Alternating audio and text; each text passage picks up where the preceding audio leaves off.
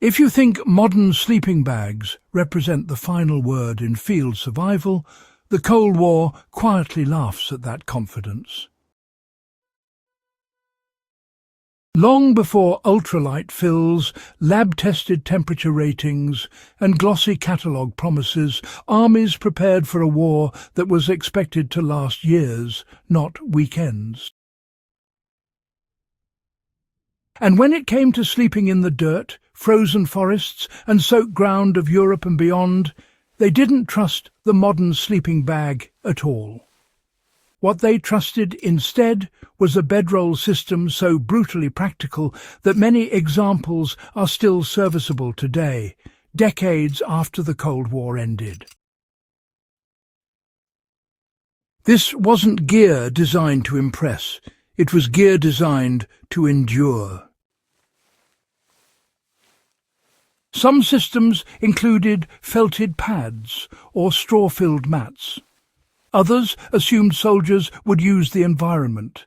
Pine boughs, grass, spare uniforms, really anything to lift the body off the ground. The entire assembly rolled into a tight cylinder, tied with straps and slung externally on a pack. Every component could be replaced, upgraded or repaired independently. That was the genius.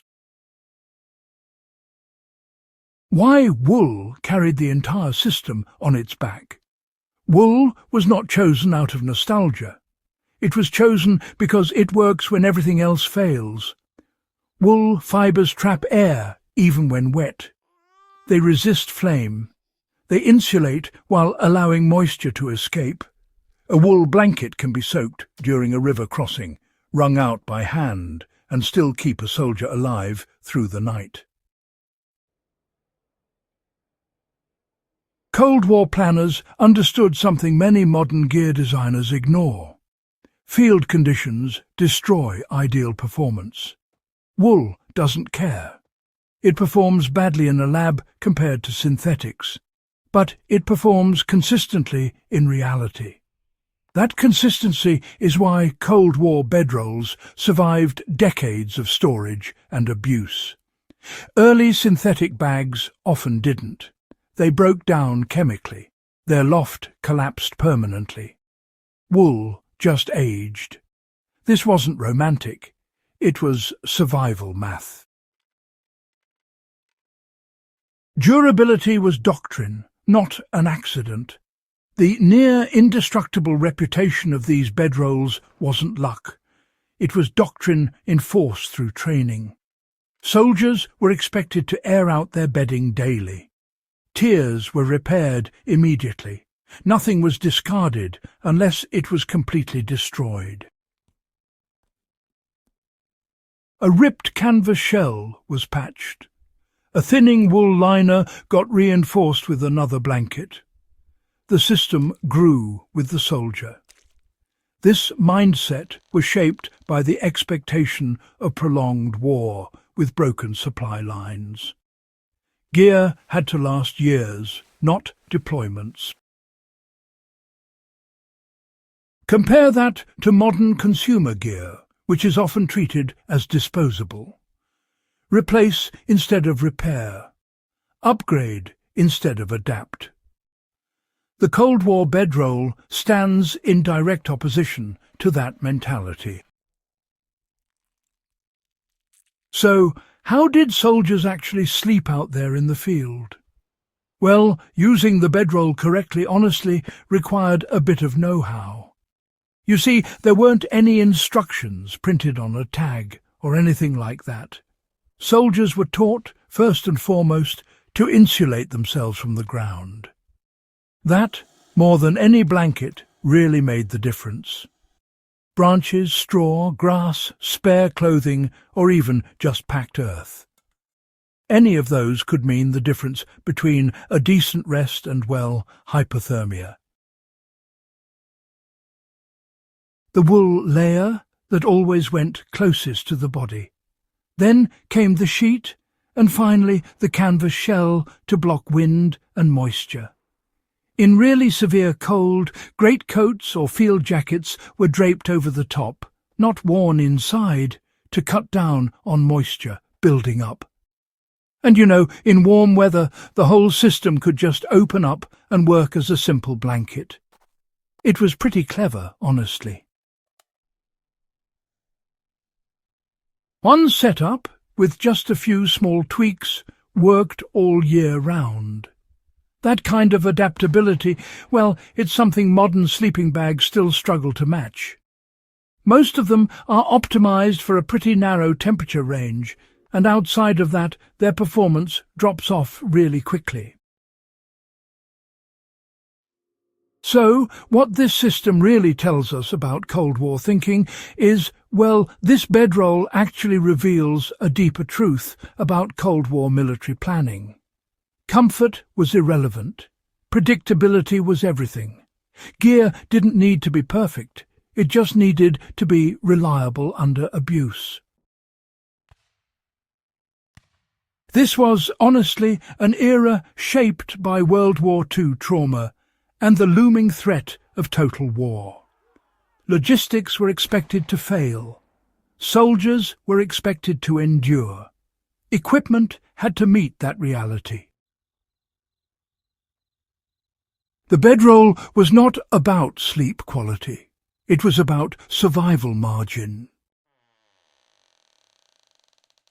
For modern survivalists, the Cold War bedroll is not just nostalgia. It's actually a blueprint, especially in cold, wet climates, where modern insulation often underperforms. A single high-tech sleeping bag is, well, a single point of failure. A layered system, on the other hand, is redundancy. A modern application is, honestly, pretty straightforward. You've got a dense wool blanket that's rated for outdoor use. Then a cotton liner for comfort and cleanliness. And finally, a waxed canvas ground sheet or a bivy-style cover. Each component does one job well. If one fails, the system still works, This approach really shines in long-term field scenarios, vehicle-based travel, base camps, and, well, any environment where drying your gear is a real challenge. It's heavier, that's the trade-off. But weight is often less dangerous than wet insulation. How to apply Cold War bedroll principles today. Building a Cold War-inspired bedroll doesn't require military surplus. It requires the right mindset. Start with wool that is thick enough to matter, not decorative. Add a simple sheet to manage moisture and skin contact. Use waxed canvas for wind and water protection. Test the system wet.